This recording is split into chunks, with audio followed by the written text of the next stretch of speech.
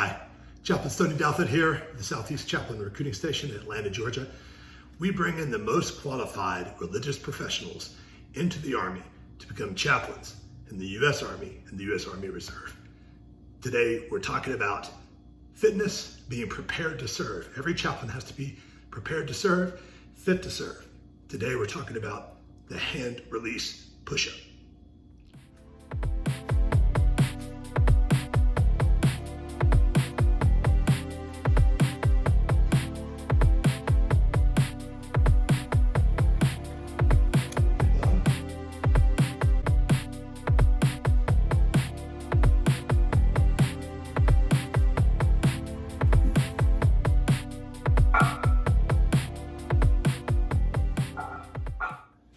So our series, Prepared to Serve, is all about fitness, being fit to serve as a U.S. Army chaplain.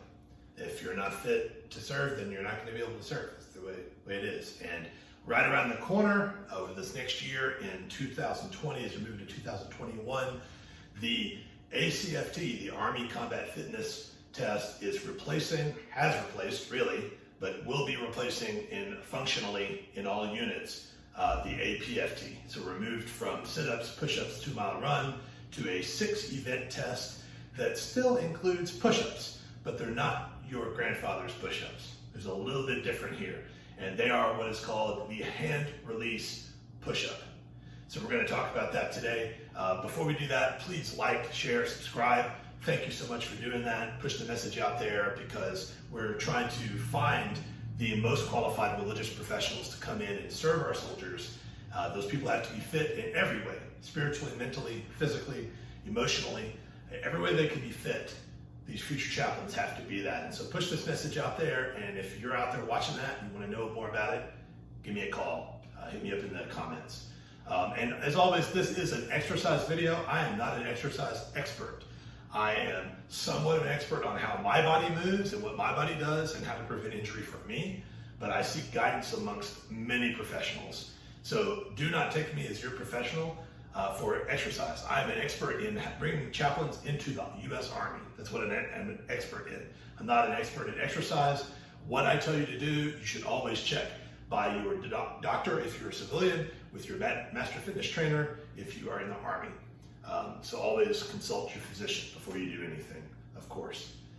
That being said, let's talk about the hand release push-up, or HRP. That makes it sound a lot cooler. It's HRP, right? So the hand release push-up, it's a push-up with a hand release. As you saw earlier when I demonstrated it, it's the same as a push-up, right? You're in the up position, you move to the down position, and you move back up to the up position. It's a push-up. That's really what it is. However, there's a couple of modifications, right? When you're in the down position, your entire body rests, right? Your chest, your stomach, your face, whatever hits first, rests. There's no bouncing. You have to stop your motion at the bottom and rest on the ground, right? You release the weight of your body onto your body off of your hands. Your hands have to come off the surface entirely, and it is preferred, although it's still somewhat debatable what your hands have to do, whether they just have to come up or if they have to go out to the side. So the preferred method is that you go out to the side. This may change over time. It has changed a couple of times already as the guidance in the past couple of years, and people have different preferences on this. But for now, let's just say you take your hands off the ground, they go out to the side, extended fully in the T, and then back in again. When they come back in, your index finger has to be inside your shoulder, even or inside with your shoulder. Of course, that will be somewhat interpreted by a grader, just like all push-ups have always had issues being judged, right? And it turns out that this may be an issue for some of us. So on 2 counts, the taking the hands off the ground and the hand placement, this push-up is very different, all right? So for example, I was a push-up max guy. When this came down, I could max my push-ups. I primarily did them with a fairly wide stance on my push-up, right about here. Now, this new push-up is pushing me in to here. That may not seem like a lot, but if you could tell by the position of my arms, this makes it primarily a tricep exercise. It removes the chest a significant amount from my body type. It does for almost everybody. This is much more of a tricep exercise. Now, if you've been doing army push-ups your entire life, which is elbows tucked in and pushing, this is probably not that significant of a difference for you. You've already been doing them that way. If you've been doing army push-ups, but then as you get tired, you start moving out and using your chest, which has always been good practice, you're no longer allowed to do that. You have to keep the index finger inside your shoulder, even or inside your shoulder. All right, and again, that's subject to the grader. They may tell you, hey, move it in a little further next time, or even you don't have to bring it in that far. Everybody's gonna have to figure that out as we go along, but it's definitely something you're gonna need to practice. Do not expect that because you can max your push-ups in the old style that you're gonna be able to max them in the new style. The passing number is only 10. They dropped it down to 10. That's how easy it is. And yet, for most of us, when we're making the transition and moving from one style to the next, we're finding that it is a significant drop in our number. All right, I could probably do, when this first came down, I was probably doing 55, 60 push-ups max with no problem. And it was a struggle for me to get to 20 regular. So a third, somewhere between 2/5 and a third was my drop down. And I've had to build it back to where I can now do 30, which is the black standard or heavy standard, right? So if you're striving to be able to do any MOS in the Army, chaplain, if you're saying, hey, I want to go be infantry, I want to go jump out of planes, I want to do all this super cool stuff, you need to be able to do 30 of these, okay? Just like you got to be able to do 5 leg tucks. It's a slightly higher standard, right? So passing is 10, medium is 20, the excellent standard begins at 30, max is 60 for this. There have been a few people that have done that. That is pretty impressive to be, if you think about the time it takes to put your hands out and back. They are basically doing one hand release push-up every 2 seconds. That is quite a pace. And then some of those people went on to max the run also, which is pretty impressive.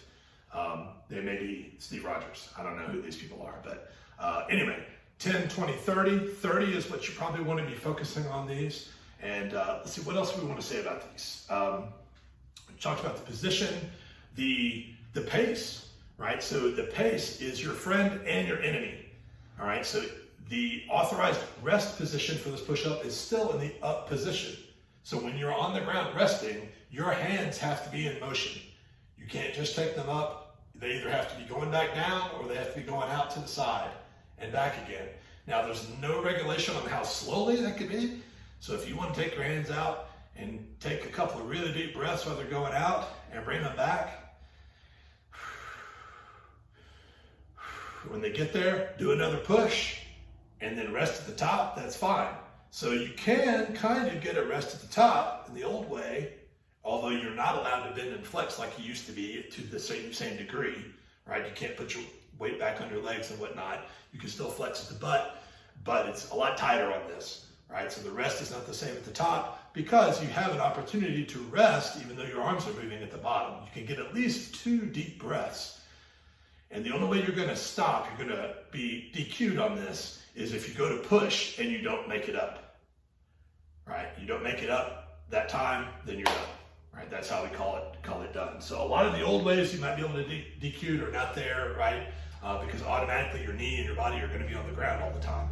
So it's a little bit different, it needs to be trained a little bit differently.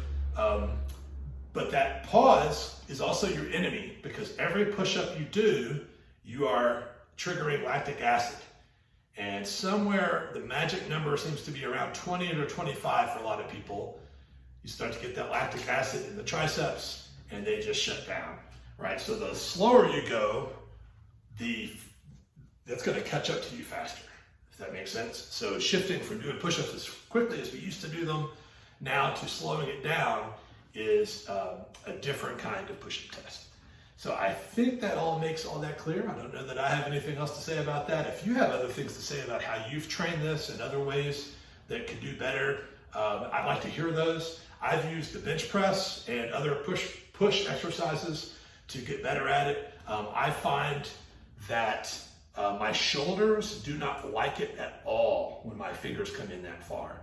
And as my elbows try to drift out and get my chest involved, it actually hurts my shoulder. So I've really had to be disciplined and try to get my triceps better on that. So bench is less productive because it's more of a chest exercise, but tricep exercises, however you do tries, dips, all of that stuff, getting your triceps engaged.